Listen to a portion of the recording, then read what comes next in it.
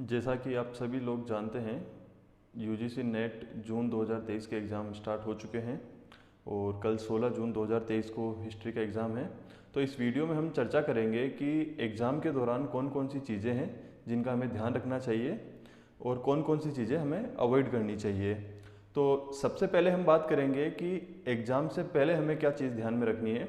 तो सबसे पहले तो हमें एडमिट कार्ड पे कुछ इंस्ट्रक्शन दिए होते हैं, उन्हें ध्यान से पढ़ना है कि हमें कितने फ़ोटोग्राफ्स ले जाने हैं अपने साथ में, और आइडेंटिटी प्रूफ के लिए हमें अपने साथ कौन कौन से डॉक्यूमेंट है जो हम ले जा सकते हैं। और इसके अलावा जो पेन से रिलेटेड या कोई ड्रेस कोड है तो उन्हें हमें ध्यान में रखना है। इसके अलावा दूसरा काम हमें ये करना है कि जो एग्जामिनेशन सेंटर है हमारा, उस पर हमें समय से पहुंचना है। सबसे पहले आप गूगल मैप पे अपना सेंटर एक दिन पहले ही देख लें कहाँ आपका सेंटर है, और जिस दिन आपका एग्ज़ाम है तो आप कोशिश कीजिए कि जो समय है उससे थोड़ा पहले ही आप सेंटर पे पहुंच जाएं, ताकि आपको एंटर करने में कोई दिक्कत नहीं हो।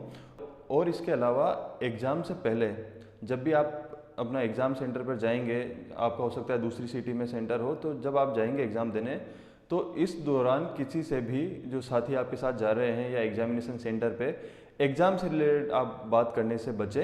एग्ज़ाम या सब्जेक्ट से रिलेटेड आपको कोई भी बात नहीं करनी है। आप उनके साथ हंसी मजाक कीजिए, इस तरीके से टाइम स्पेंड कीजिए, लेकिन ये बातें मत कीजिए कि आपने ये नहीं पढ़ा, आपका तो वो छूट गया, ये बुक तो मैंने पढ़ी नहीं, आपने ये बुक पढ़ी है। एग्ज़ाम से रिलेटेड जो डिस्कशन है उस दौरान हमें करने से बचना चाहिए, क्योंकि वो हमारे अंदर एक एंजाइटी भी क्रिएट कर सकता है कि यार मैंने इतनी ये वाली बुक पढ़ी है, सामने वाले ने ये बुक पढ़ी है। तो एग्ज़ाम से पहले हमें इन डिस्कशन से बचना चाहिए। जितनी तैयारी आपकी हो चुकी है अपनी तैयारी पर विश्वास रखें और एग्ज़ाम के डिस्कशन से आप बचें।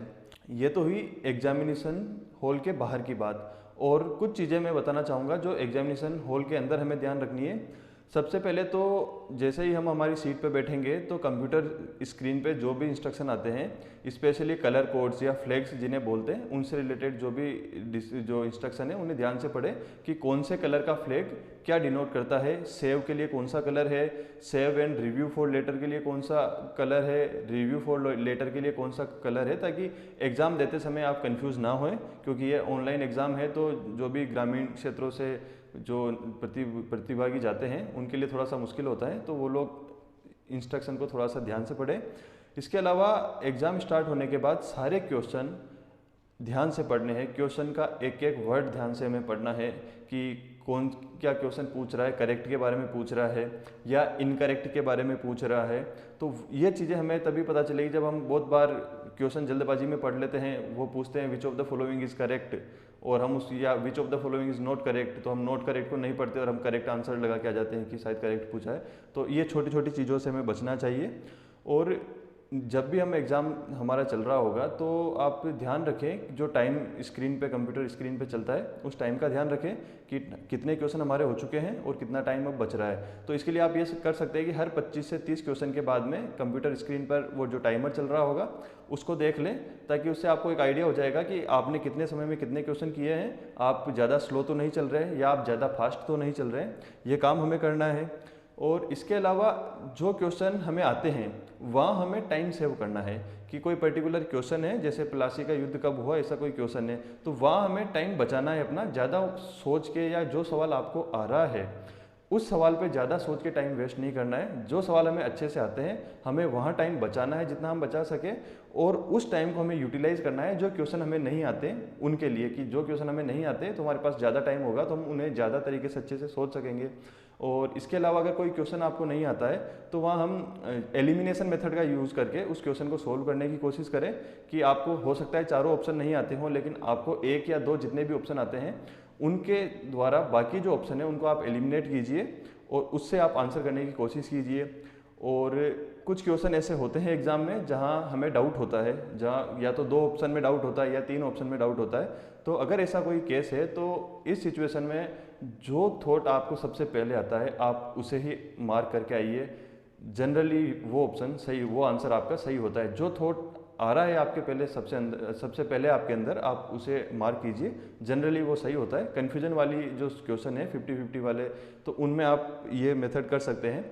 इसके अलावा मैथमेटिक्स और डेटा इंटरप्रिटेशन के जो क्वेश्चन है उनको ध्यान से, उनकी जो कैलकुलेशन है वो हमें संभल के करनी है, क्योंकि डेटा इंटरप्रिटेशन में ये होता है कि क्वेश्चन लिंक्ड होते हैं और हमने कहीं एक स्टेप में कैलकुलेशन में मिस्टेक कर दी तो हमारा पूरा क्वेश्चन गलत हो जाता है। तो कैलकुलेशन हमें सावधानी से करनी है। और जो मैथ्स के क्वेश्चन है उनको, जो जिनका पहले साइंस का बैकग्राउंड रहा है और अब ह्यूमैनिटीज़ में आए हैं, तो कोई मैथ्स का ऐसा क्वेश्चन है जो अगर आपको नहीं आ रहा है तो उसे आप, हमें अपने ईगो पे नहीं लेना है कि यार मैंने तो बीएससी की है पहले, या मैं तो 12th तक मैथमेटिक्स टॉपर रहा हूँ तो ये क्वेश्चन तो मेरे को करना ही है। तो ऐसी लापरवाही से बचे। अगर कोई क्वेश्चन आपको नहीं आ रहा है आप उसे ट्राई कीजिए, फिर भी नहीं होता है तो आप उसको कुछ भी, क्योंकि नेगेटिव मार्किंग नहीं है तो आप कुछ भी मार्क कर दीजिए, लेकिन अननेसेसरी टाइम हमको वेस्ट नहीं करना है उस चीज़ के ऊपर। इसके अलावा जो इन्विजिलेटर और जो स्टाफ है उनके साथ अगर कोई सिचुएशन बनती है तो हमें बहस नहीं करनी है। कि मान लीजिए एडमिट कार्ड के इंस्ट्रक्शन में लिखा है कि आप वाटर बॉटल ले जा सकते हो, लेकिन वो आपको वहाँ अलाउ नहीं करते हैं वाटर बॉटल, तो हम एक दो बार रिक्वेस्ट कर लीजिए। अगर फिर भी वो नहीं मानते हैं तो हमें बहस नहीं करनी है। अगर हम वहाँ बहस करेंगे कि नहीं एडमिट कार्ड में तो पानी की लिखा है आप नहीं ले जाने दे रहे, तो उसमें उनका कुछ नहीं बिगड़ेगा, हमारी एनर्जी खत्म होगी, हमारा माइंड डाइवर्ट होगा और हमारा फोकस एग्जाम से हटेगा। तो इन सब चीज़ों का हमें ध्यान रखना है। और आप सभी लोगों को जो भी नेट का एग्ज़ाम दे रहे हैं उनको शुभकामनाएं, और आप अच्छे से पेपर करें और मन को एग्जामिनेशन हॉल में बिल्कुल शांत रखना है और शांत मन के साथ ही पेपर अटेम्प्ट करें। Thank you.